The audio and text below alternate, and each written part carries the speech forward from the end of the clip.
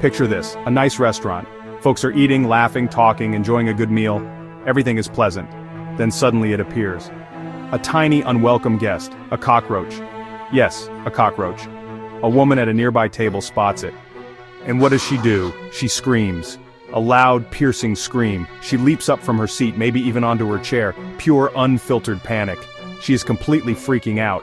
Not a pretty sight, folks.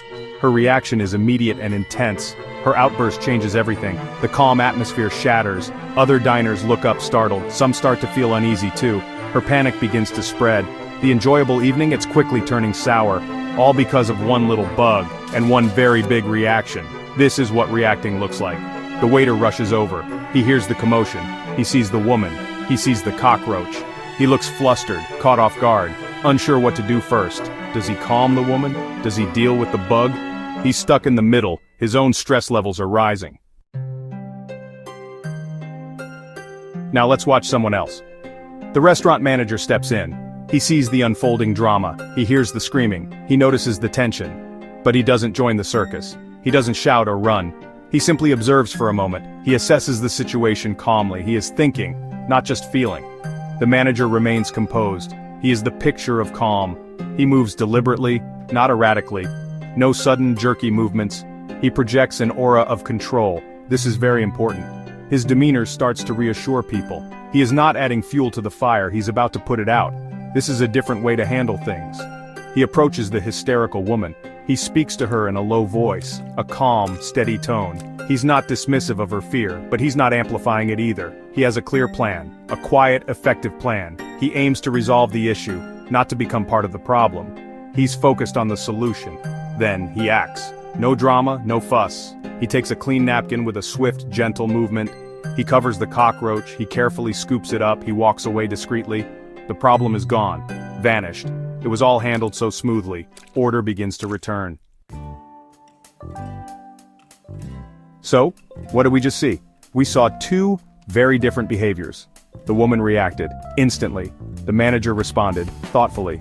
Do you see the huge difference? It's a night and day difference, folks. One approach created more chaos. The other approach restored peace.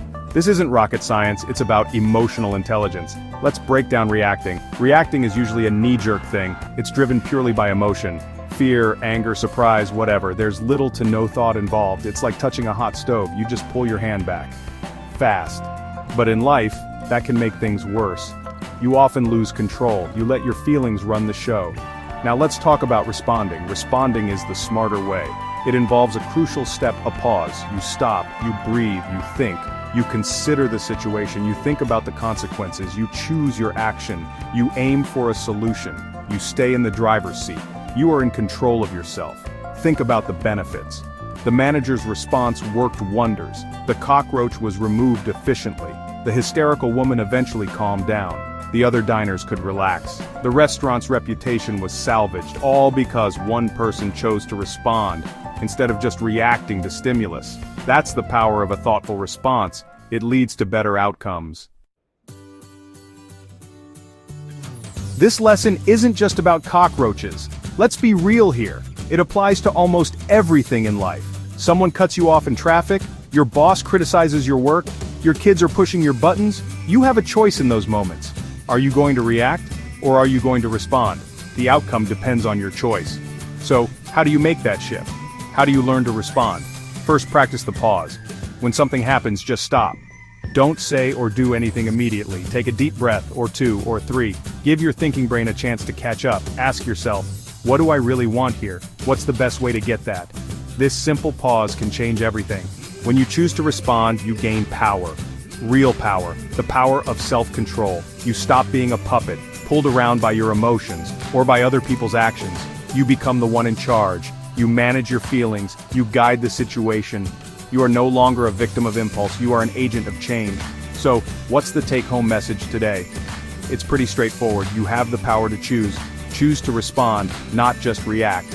This is a skill you can build. It takes practice, yes, but the rewards are huge. A calmer mind, better relationships, more success in what you do. So start today, start now. Live a more effective, peaceful life.